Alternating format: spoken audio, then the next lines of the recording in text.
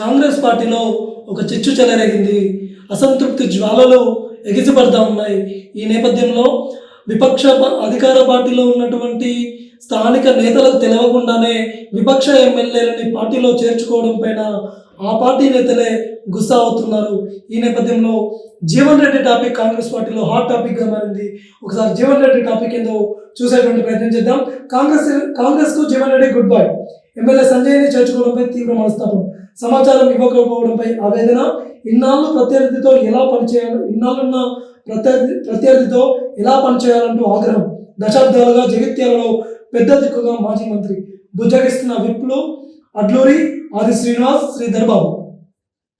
నిన్న Sanjay Kumar, BRS MLA Sanjay Kumar Congress పార్టీలో చేరారు. కాంగ్రెస్ పార్టీలో సంజయ్ కుమార్ చేరడం పైన జగిత్యాలలో ఉన్నటువంటి స్థానిక నేత, జగిత్యాలలో గతంలో ఎమ్మెల్యేగా పనిచేశారు, అదేవిధంగా మంత్రిగా పనిచేశారు. ఇతనికి కనీసం ఇంటిమేషన్ ఇవ్వకుండా సంజయ్ కుమార్ని పార్టీలో చేర్చుకున్నటువంటి పరిస్థితి. దీని మీద జగిత్యాల స్థానిక నేతగా ఉన్నటువంటి ఎమ్మెల్సీ జీవన్ రెడ్డి చాలా ఫైర్ మీద ఉన్నారు. కనీసం నాకు ఇంటిమేషన్ ఇవ్వరా, పార్టీలో ఇన్నేళ్ళుగా ఉంటున్నటువంటి నాకే ఇంటిమేషన్ ఇవ్వకుండా చేర్చుకుంటారా, 40 ఏళ్ళు రాజకీయ పార్టీ, 40 ఏళ్ళుగా ఈ పార్టీకి సేవకుడిగా ఉన్న నాకు కనీస సమాచారం ఇవ్వకుండా తెల్లారి పేపర్లో చూస్తే తప్ప నాకు తెలియనటువంటి పరిస్థితి. అంటే ఇంత దారుణమైన పరిస్థితి పార్టీలో ఉంటుందా అని చెప్పేసి జీవన్ రెడ్డి చాలా అసంతృప్తితో ఉన్నారు పార్టీ మీద.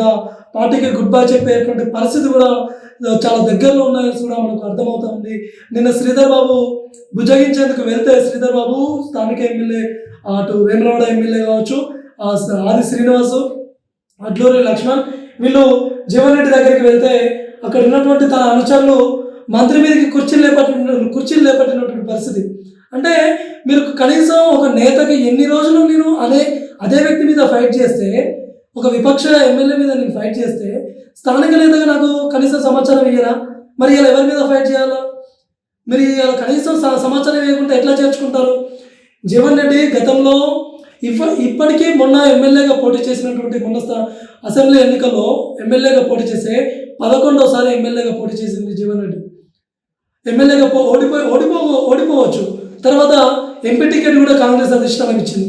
ఎంపీగా కూడా ఓటమి చవి చూశారు. అయితే 2 సార్లు ఓటమి చవి చూసినందుకు కనీసం ఇంటిమేషన్ ఇవ్వకుండా ఎంతవరకు సమంజసం ఇది? కాంగ్రెస్లో నిక్కాల్సి ఉన్నటువంటి కార్యకర్తలకి కనీసం సమాచారం ఇవ్వకుండా ఎమ్మెల్యేలను చేర్చుకుంటారా అని చెప్పేసి జీవన్ రెడ్డి అసంతృప్తిని వెళ్ళగక్కుతున్నటువంటి పరిస్థితి. కాంగ్రెస్ అధిష్టానం కూడా ఇక్కడ ఆలోచించాల్సినటువంటి అవసరం ఉంది. ఇంత సీనియర్ నాయకుడికి పార్టీలో వాల్యూ లేదంటే సామాన్య కార్యకర్తల పరిస్థితి ఏ విధంగా ఉందని కూడా అర్థం చేసుకోవాలి. చేరికల పైన మీరు ఇంతగానో ఫోకస్ చేస్తే గతంలో ఇదే ప్రభుత్వము ఇవే చేరికల్ని ప్రోత్సహించింది, ఇవాళ ఇదే చేరికల్ని ప్రోత్సహిస్తున్నారు. మంచా చెడా ఏంటి ఏం కదా?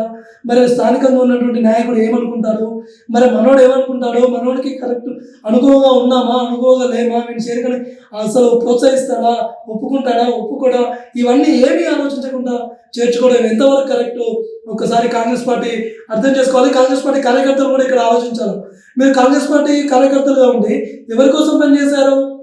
ఏ పార్టీ కోసం పనిచేశారు? ఏ పార్టీ ప్రభుత్వంలోకి రావాలని పనిచేశారు? మరి ఇలా ఏ పార్టీ ఎమ్మెల్యేని గుంజుకొచ్చుకుంటున్నారు? మీకు ప్రభుత్వం ఉన్నది, ప్రభుత్వానికి కావాల్సిన బలం ఉన్నది. ఇంత బలం ఉన్నాక కూడా మీరు విపక్ష ఎమ్మెల్యేలను ఎందుకు చేర్చుకుంటున్నారు? గతంలో చేసిందే మీరు ఎందుకు రిపీట్ చేస్తున్నారు? మీ మీద వ్యతిరేకత రాదా? మీరు చేసేది గతంలో చేస్తే తప్పన్నారు, ఇప్పుడు చేస్తే ఒప్పంటున్నారు. ఎంతవరకు కరెక్ట్ ఇది? ఒక్కసారి కార్యకర్తలు ఆలోచించాలా?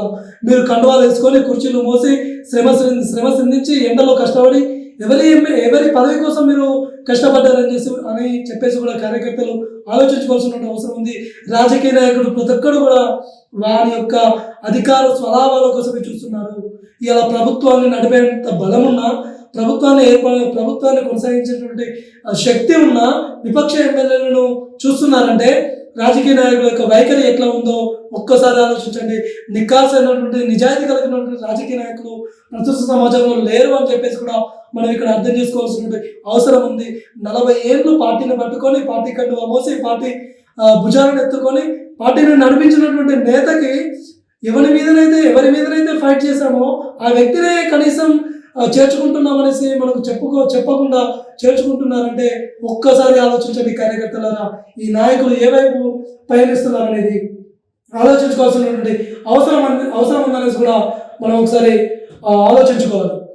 ఇది ఇవాళ ఉన్నటువంటి ప్రధానమైనటువంటి అంశాలుగా మనం చెప్పుకోవచ్చు. మళ్ళీ ప్రధానమైనటువంటి టాపిక్స్ మళ్ళీ కలుద్దాం. చూస్తున్నటువంటి జేసీ ఛానల్ ఎవరైతే సబ్స్క్రైబ్ చేసుకోలేదో ఛానల్ని సబ్స్క్రైబ్ చేసుకోండి. నోటిఫికేషన్ బటన్పై క్లిక్ చేయండి.